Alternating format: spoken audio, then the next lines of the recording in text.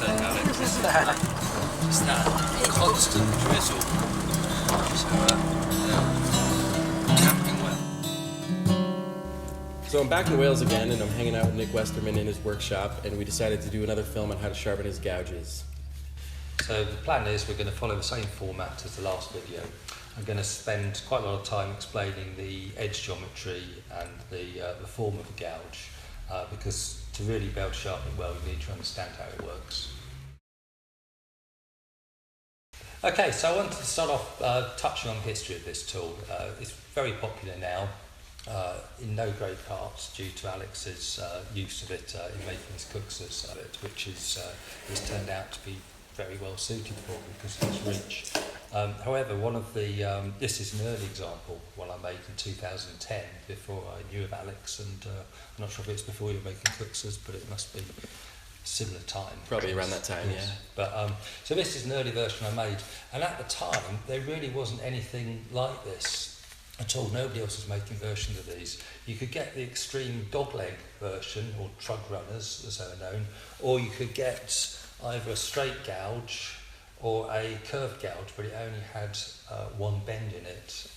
So I decided to make a version like this, which was a midway point between the extreme offset of a dogleg, which makes them quite difficult to use, and the curved gouge, which is easy to use, but hasn't got the reach. So that was some of the thinking behind the Swan neck. And we'll just have a look at how these two work in the wood. When I'm carving cookses or small bowls with a straight gouge, I always run into this problem where I'm trying to carve the wall and I end up bottoming out here because of the nature of the tool. So then I'd have to switch to a dogleg gouge, which is kind of an awkward tool in my opinion. And that's really a one-trick pony because that's what you would use to clear out the bottom of this. So really, my philosophy, I don't see the point of having a whole bunch of tools, and the beauty behind Nick's design is that you can actually clear this whole thing in one shot. From the top of the bowl, through the bottom, and almost up the other side sometimes, depending on the diameter of your top rim. But you can see by this shape, it kind of combines both tools really, and it's pretty much one of a kind. It's a pretty graceful tool, and it's not just a finishing tool. You can rough out some really huge chunks of wood. So I'll grab some wood chips to show you that. So not only can you get very nice, wispy, thin, almost see-through chips for finishing, but when you're doing roughing, you can get really, really thick cuts, which is great. A normal gouge probably couldn't do without prying or getting chatter, but this is a smooth chip, so that was a big game changer when I started carving my cookses and helping Nick prototype these tools back in 2013.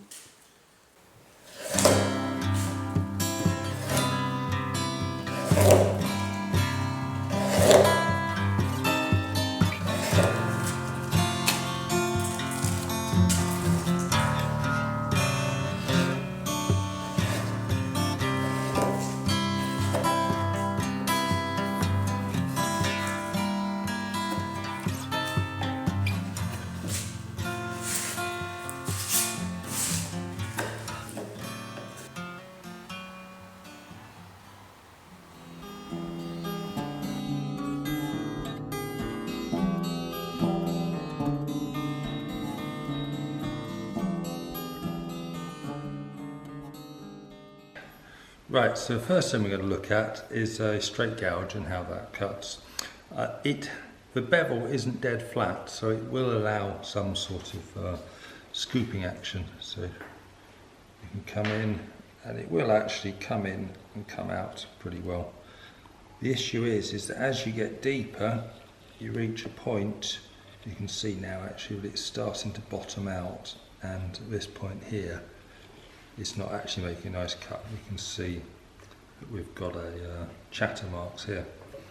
Whereas with the signet gouge, which has got a curve on it, as I was saying with the spoon knife, the shape of the bevel dictates the shape of the cut.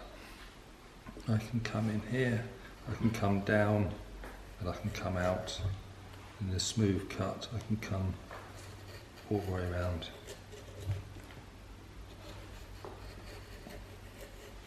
Like this. I can even come out of the cut. If we carry on going deeper, I won't do that, but if we were to carry on going deeper like this, you can see even this deep, it can still come out of the cut here. I can still, this is about the limit of it, but I can still come all the way out. But in reality, you wouldn't come all the way out, you'd come in from the other side. But just, whereas if we're on the, if we move to the straight gouge, I can come down the face here and it will still cut all right. But at this point, it's bottoming out now. I don't even get to the centre and its reach is bottoming out. You can see we've got all the chatter here, so you can see how the depth it will reach is very limited by the fact that it's straight. So that's the first part of the action of the swan neck gouge, or this is the signet, the smaller version, is this first curve here.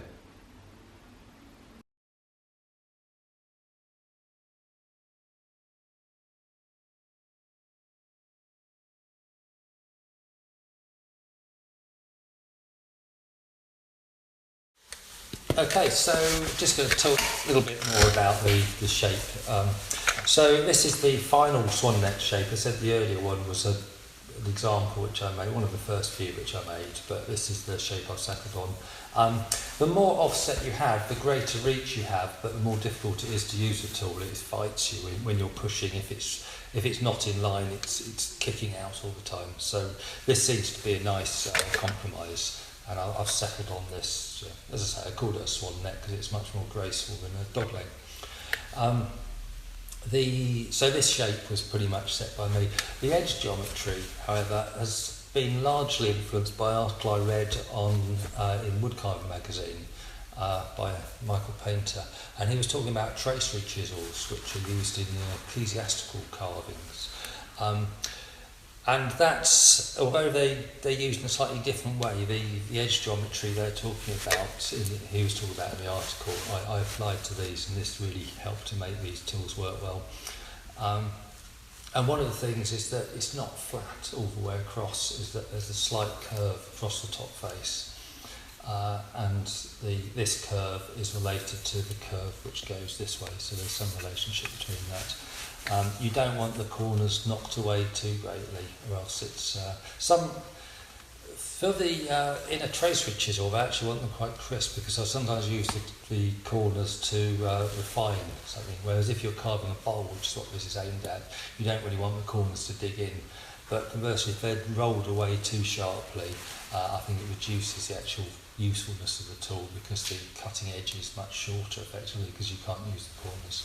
But a bit of curve definitely helps to stop the corners digging in. So that's one aspect. The other thing which I touched on, well, I didn't touch on it, I went on in great length in the sharpening video we first made, was how the bevel form influences the cut. And that's exactly the same thing. This is a blade which is made for carving curved bowls, curved surfaces. So it's a curved bevel. It is, however, although it's a curved bevel, I have got a secondary bevel which are actually used as a guide for sharpening. So one of the things about this tool is it's different to the spoon blades I was talking about, where we did the sharpening on the inside and left the outside alone. On these, to a large extent, the outside is the easy one to hit, so we can do most of our sharpening on the outside and just touch the inside because this is more difficult this time. But the concept is the same, so that you've got curved bevel guiding the cut. So that's the first part.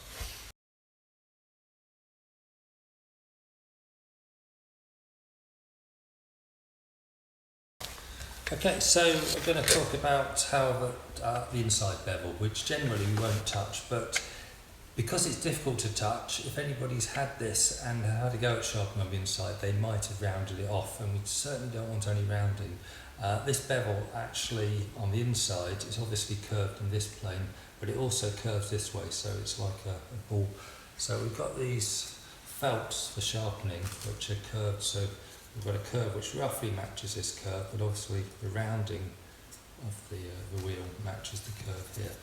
So this is what we're going to use to, this is a bit small, this one has been used too many times, but that one's a very good fit. So that's what we're going to use to clean up that. Generally though, you don't really need to do much of this, because once it's been polished you can just sharpen from the outside, and we just touch up, just polish off the burr, which is sort of reverse of what we did on the spoon blade. But Yeah. that's the whole idea with the sharpening, I think, is just to do whichever side is easiest, concentrate on that and leave the other side alone, rather than do the difficult parts for the sake of it. But if it needs doing, if you have got a secondary bevel on the inside, it needs to be ground off. And so I've got these wheels which I can use to grind off an inside bevel. So obviously it's easier to, it's on here. It's easier if you've got a bench grinder to do this, but I'm not going to show you on my big bench grinder polisher, because not everybody's got one. You can do it with a cordless, most people have a cordless, or you could use a power drill. But, so there's different attachments you can use. You can get these, something with a proper tapered thread on it, but you can actually use, this is just an 8mm bolt.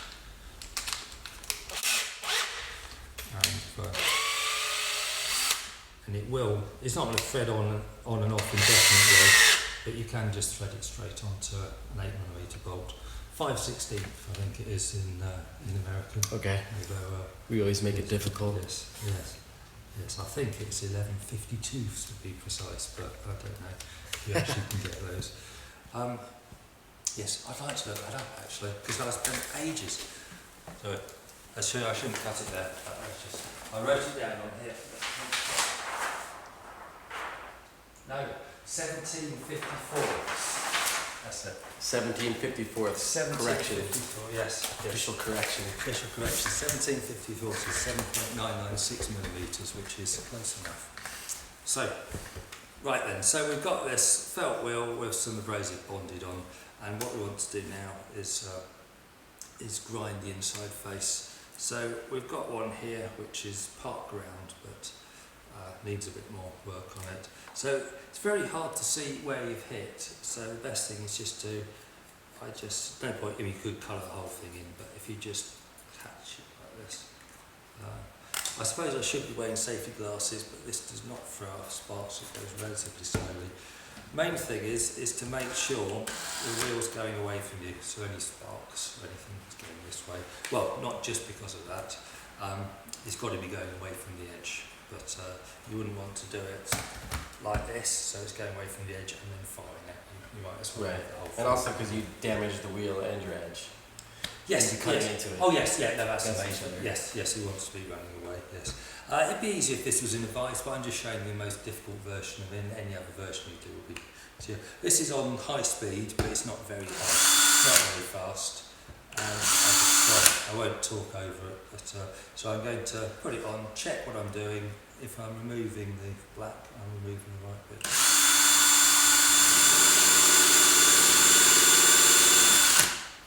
And you can see there, I've just hit the middle actually, because this wheel is a slightly smaller diameter than the grind of this. We don't have to match it up perfectly, but as long as we haven't got a secondary bevel, we're fine. So I'm just going to tip it up a bit more to reach there.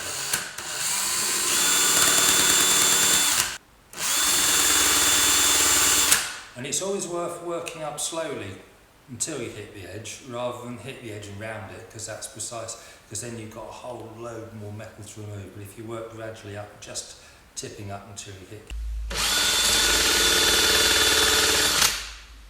And you probably only ever need to do this once with a high grip wheel, because it's unlikely you're going to damage it enough again to need that.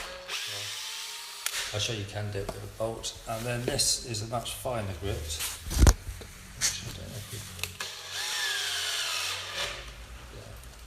This is the finishing grit, the finishing grinding grit. So again, to be safe, with practice you might be able to see the change in scratch pattern, but if I mark it up again, I just know where I'm hitting.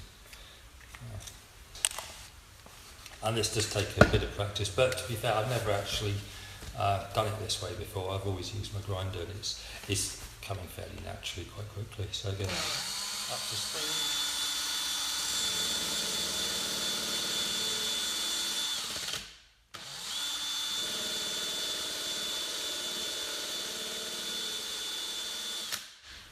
Okay, yeah, so I've hit that 320, I can now feel a slight burr on this face, which is good because it means I've hit the edge.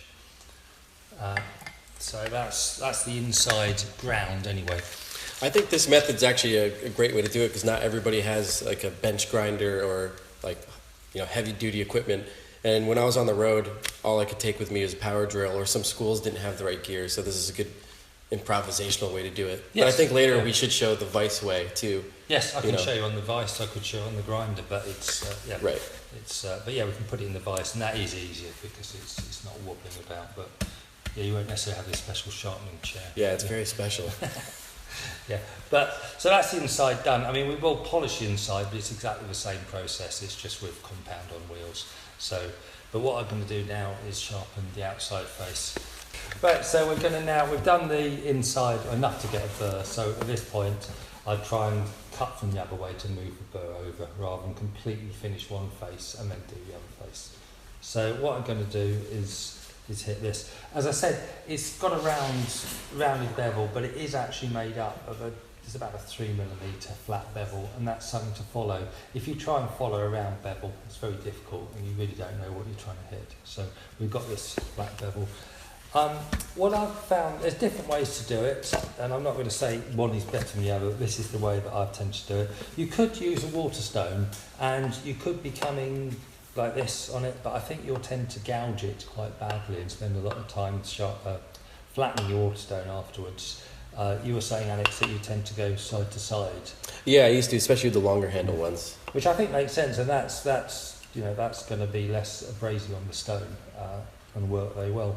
But this is another method if you don't want to use a Waterstone. It's just a piece of 2x1. I put a slight groove down the centre, which makes it a bit easier to hold the paper onto it. I've got 3 grits I'm going to use. Again, taking big jumps. I'm going to go 600, 1,000, 3,000, because it's actually a very short bevel we're sharpening. I mean, it's only, if this was a knife, you would be sharpening twice the length. At least, yeah.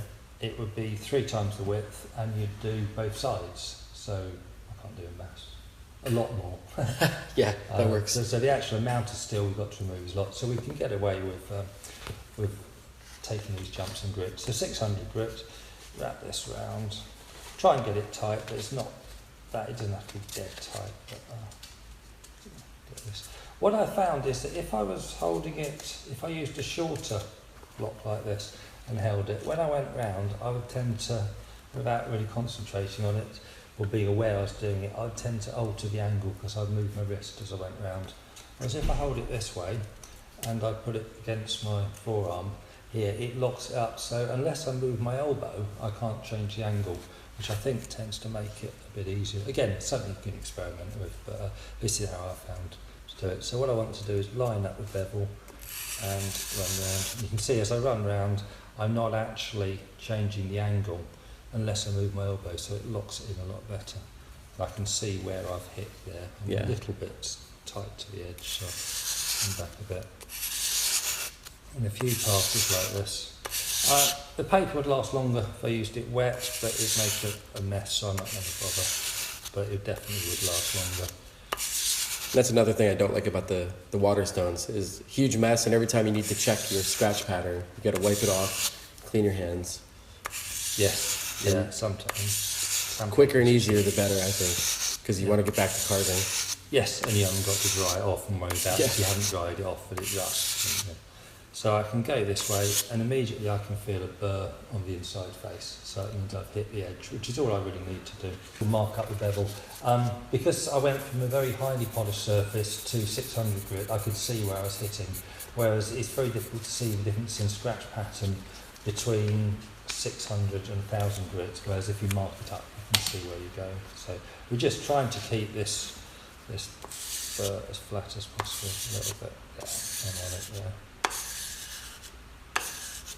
That's not bad. And I should probably spend longer going over it, but if I wanted to get all the scratch marks out. But as long as I've got it from the edge, that's pretty good. And again, I'll give that back to Alex to do, and we'll go to 3,000 grit, which is The grit I tend to finish on, I've got up to 7,000, but I think if you strop from 3,000 grit, you can get all the scratches out very quickly, so there's not really any need to go any further. Okay, so again, locking it up here. You can hear that the cuts at 3,000 grit, it hisses rather than, you don't hear a sort of scratching noise, it's more of a hiss. And yeah, I've got better at that, I'm lining it up to the bevel. And this is the bit where, see, obviously you do have some give in the wood. I'm not holding paper dead flat, so we're not going to get a perfectly flat bevel. And that's absolutely fine, because as I said, the bevel should match the cut and we want a bit of curve on it. So, but this is the thing which often comes up in sharpening, is that if you try and do, it's hard to describe, you won't necessarily achieve the bevel you think you're going to get. So if I try and get it dead flat, I'll put a little bit of convex on, and that's about right. If I try and put a convex bevel on, I'm going to really round it over so it'll be like a beach ball, and it's never going to cut. Right. So it's, yeah, so you need to sort of, if you aim for flat, you'll probably put enough convex on. If you're so amazing you put a perfectly flat bevel on, you can just strop a micro bevel on, so it's not really an issue. But you'd have to be pretty good to work around this and get a really flat bevel. But again, it depends what you're talking about. Flat, I mean, it looks flat, but if you put a straight edge on it and shine the light on it, you'd probably see there's a little bit of light coming under, which is exactly what you want, because it needs to cut round the corner. Well, I say round the corner, inside a curve.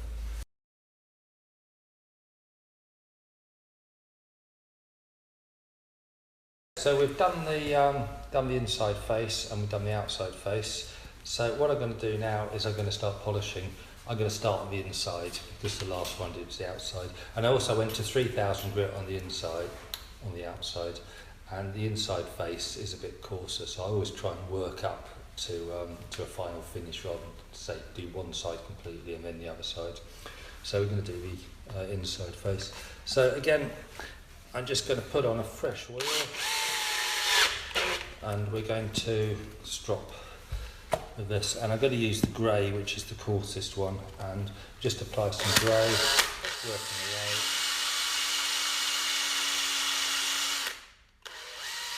Try and get it in the middle, there we go. So that's some compound applied. Same thing, although absolutely you've got to go away from the edge at this point.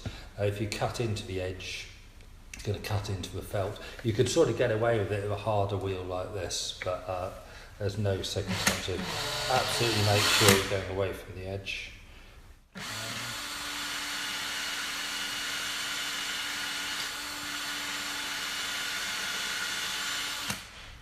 Polish out, we're aiming to polish out the scratches.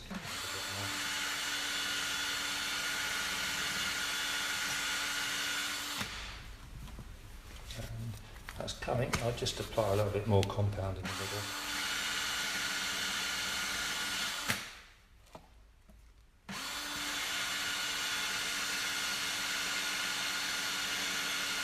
And yeah, if I wanted to be really, get a perfect finish on it, I worry about polishing this area, but that really doesn't matter. Wood chip's never going to touch that, so I'm just going to be concentrating on the last 5mm. I don't want to concentrate just on the edge, because that would mean I'd be pulling it up and rounding the edge, but I certainly don't want to push it this way and concentrate on that area. So,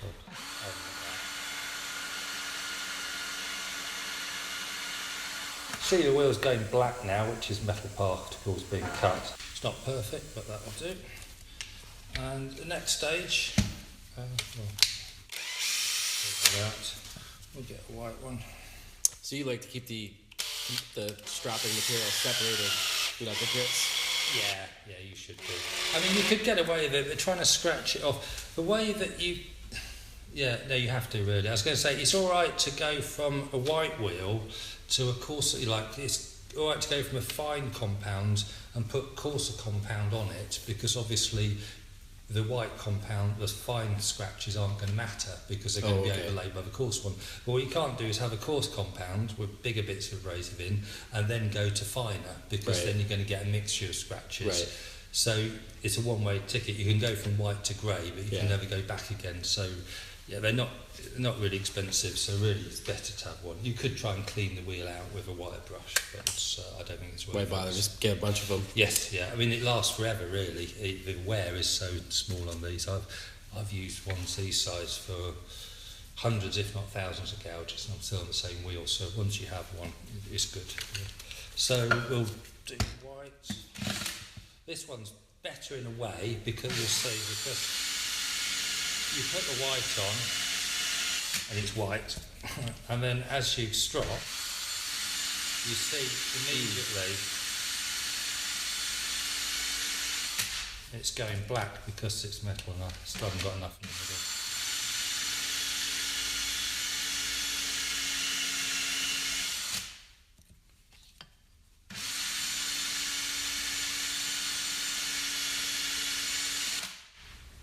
And that's just about done.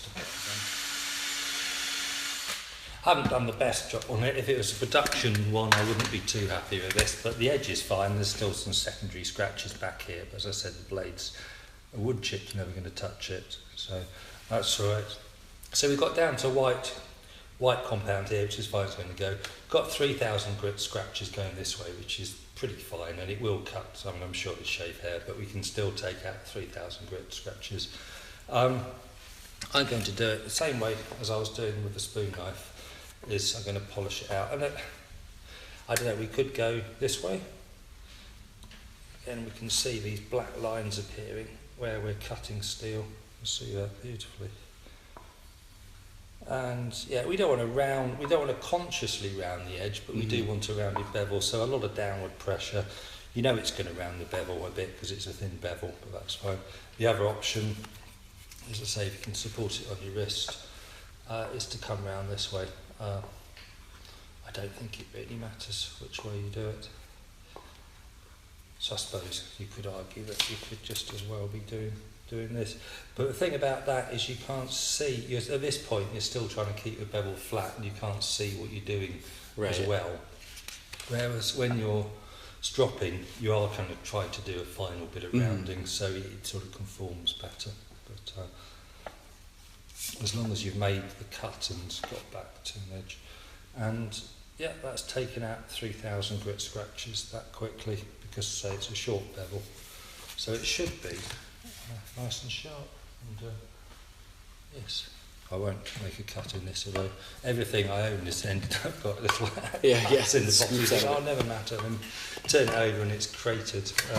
Well, cool. We could, we'll get some close-ups of that cutting. But so that's the basic idea of sharpening. I don't think I touched on sharpening and adze, but same sort of principle really, although this is, depending on whose adze it is, these are often flat enough you don't need a wheel. You can use a bar, because this curve is so slight, you really can. But a big wheel going round would give you So you wouldn't really go this way? No, that wouldn't make sense. I wouldn't.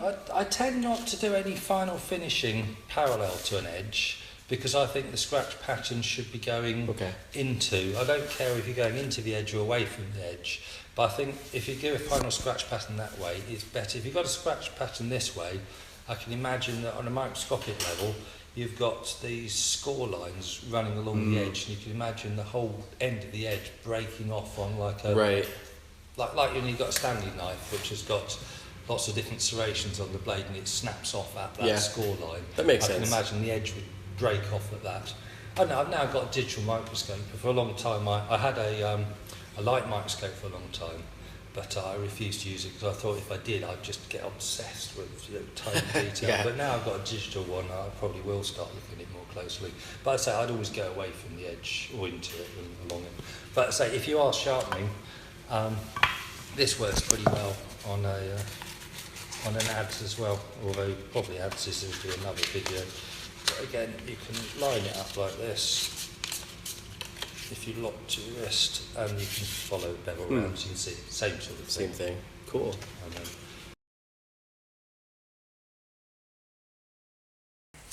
Okay, so this is putting the drill in the vise.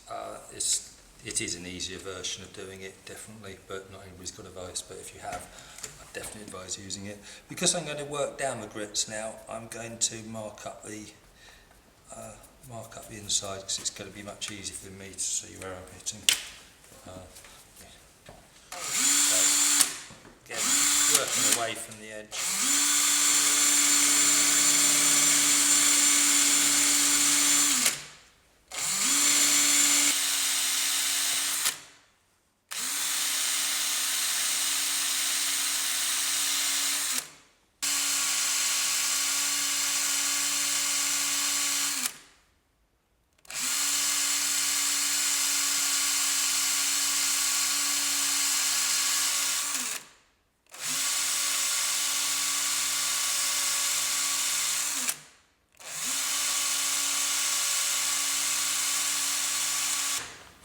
That's the inside polished up with no micro bevel on the inside.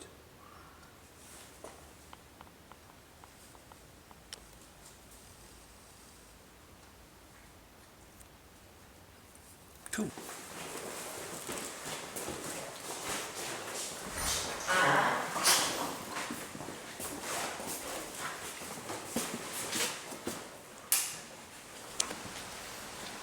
Okay, so that's us done. You'll now know how to sharpen a swan neck gouge. I'd like to thank everybody for supporting my work again, Alex for filming, and if you've got any comments or questions, drop it below or check out my website. Okay, thanks.